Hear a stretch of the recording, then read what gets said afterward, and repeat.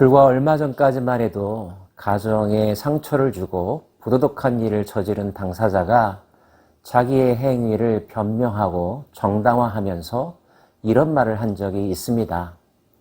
남자가 사회생활 하다 보면 그럴 수 있는 거야 라고 하는 말이요.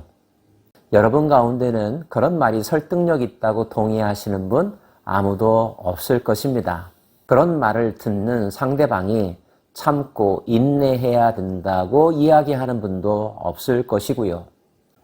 하나님의 마음이 그와 같습니다. 그들이 말하기를 가령 사람이 그의 아내를 버리고 그가 그에게서 떠나 타인의 아내가 된다 하자 남편이 그를 다시 받겠느냐? 그리하면 그 땅이 크게 더러워지지 아니하겠느냐 하느니라. 내가 많은 무리와 행음하고서도 내게로 돌아오려느냐? 여호와의 말씀이니라. 영적인 관계에서 행음이란 하나님 이외에 다른 신에게 믿음을 주는 것을 말합니다.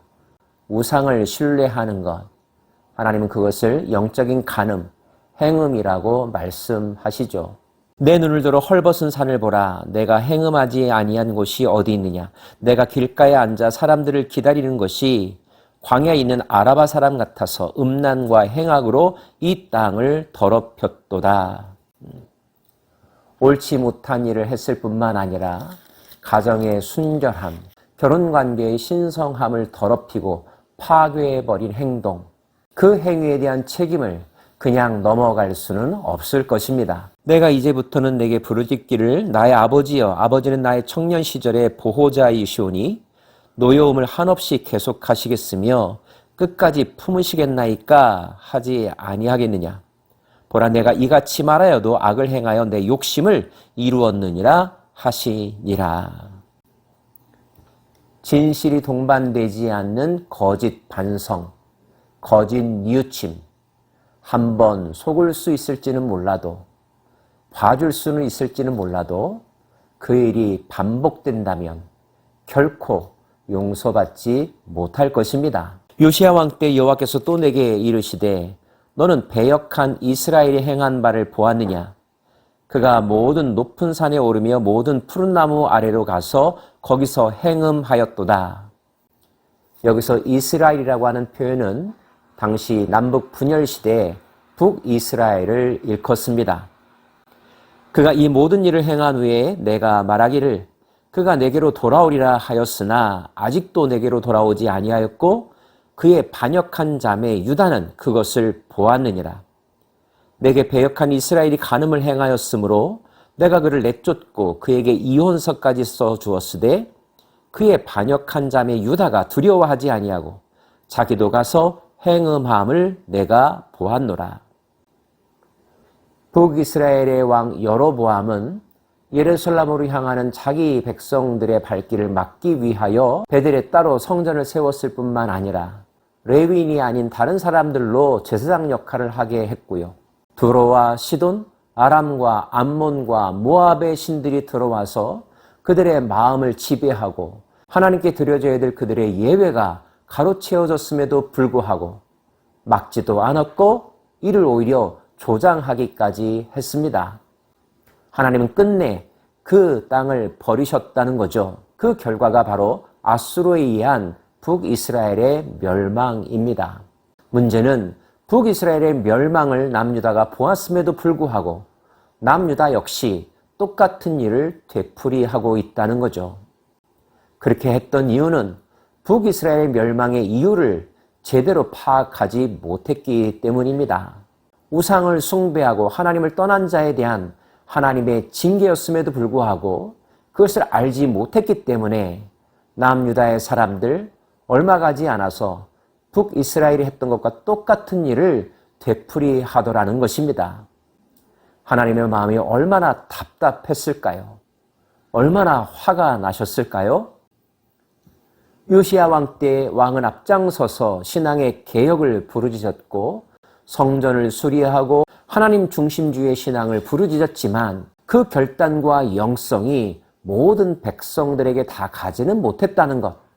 백성들은 여전히 왕의 통치 철학을 따르지도 아니하였고 하나님을 섬기지도 아니하였다는 것이 하나님의 판단, 하나님의 분석이었습니다. 그래서 하나님은 심지어 이렇게까지 이야기하십니다. 배역한 이스라엘은 반역한 유다보다 자신이 더 의로움이 나타났다고 말이죠.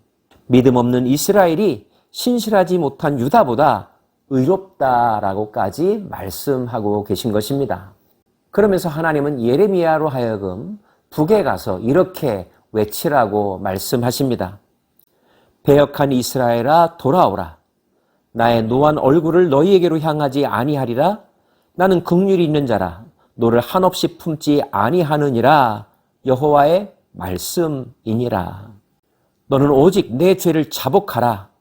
이는 내 하나님 여호와를 배반하고 내 길로 달려 이방인들에게로 나아가 모든 푸른 나무 아래로 가서 내 목소리를 듣지 아니하였음이라. 만약 그들이 돌아온다면 어떤 일이 일어날까요? 배역한 자식들아 돌아오라. 나는 너의 남편이라. 내가 너희를 성읍에서 하나와 종족 중에서 둘을 택하여 너희를 시온으로 데려오겠고 내가 또 내 마음에 합한 목자들을 너희에게 주리니 그들이 지식과 명철로 너희를 양육하리라. 너희를 시온으로 데려오겠고 나의 신실한 목자들을 통하여 너희를 다시 가르칠 것이며 지식과 명철로 너희를 양육할 것이라 말씀하십니다. 그렇게 된다면 그때 예루살렘이 그들에게 여호와의 보좌라 일컬음이 되며 모든 백성이 그리로 모이리니 곧 여호와의 이름으로 말미암아 예루살렘에 모이고 다시는 그들의 악한 마음에 완악한 대로 그들이 행하지 아니할 것이며 그때 유다 족속이 이스라엘 족속과 동행하여 북에서부터 나와서 내가 너희 조상들에게 기업으로 준 땅에서 그들이 함께 이르리라. 그들은 다시 언약궤를 만들 필요가 없다 하십니다. 언약궤는 하나님의 눈에 보이지 않을 때 하나님의 임재를 생각하면서 섬기는 대상일 뿐이죠. 하나님이 내 눈앞에 계시다면 언약궤가 굳이 필요 없다는 뜻입니다. 마치 실물을 보는 사람에게는 사진이 필요 없는 것과 마찬가지겠죠?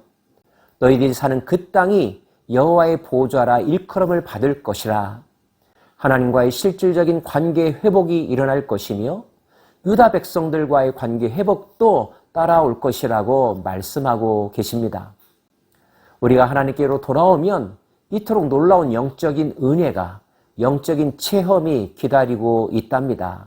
진심으로 뉘우치고 그 악한 길에서 떠난다면 하나님은 노한 얼굴을 보이지 아니하실 것이며 자비와 긍휼로 맞아주시겠다는 것이 일관된 하나님의 입장이라는 것 꼭 마음에 새기시기를 바랍니다. 그동안 북이스라엘은 하나님의 이러한 외침, 선지자들을 통하여 주시는 이 말씀을 마음 귀 기울여 듣지 않았습니다. 마치 아내가 그의 남편을 속이고 떠나감같이 그들은 하나님을 속였었죠. 그럼에도 불구하고 배역한 이스라엘아 돌아오라. 내가 너희의 배역함을 고치겠다 말씀하십니다. 만약 그들이 돌아온다면 돌아옴의 모습은 어떠해야 할까요? 우리가 불순종했습니다. 우리가 하나님의 말씀을 귀담아 듣지 않았습니다. 이제 고백합니다. 주는 우리 하나님 여호와이십니다. 다른 모든 것은 헛된 것이며 그것들을 찾아 절하는 것 또한 헛된 것입니다. 이후로부터는 오직 하나님만 찾겠습니다. 하나님 앞에서 무릎을 꿇겠습니다. 이렇게 고백하는 것이 진실로 돌아오는 모습이라고 하나님 말씀하십니다. 회개란, 반성이란 진실한 깨달음으로부터 시작되죠. 중요하게 여겼던 것들이 중요하지 않다는 것을 깨닫는 것.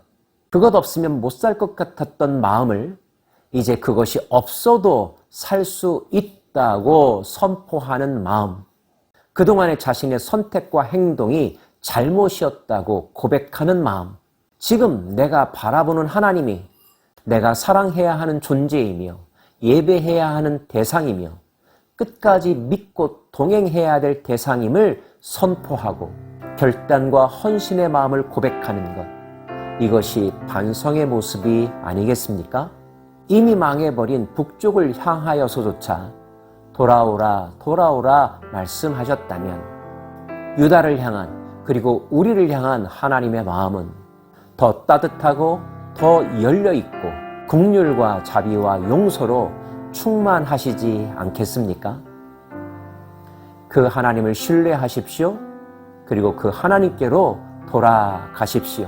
우리 모두 다 함께 하나님께로 한 걸음 더 가까이 나아가기를 원합니다. 기도하십시다.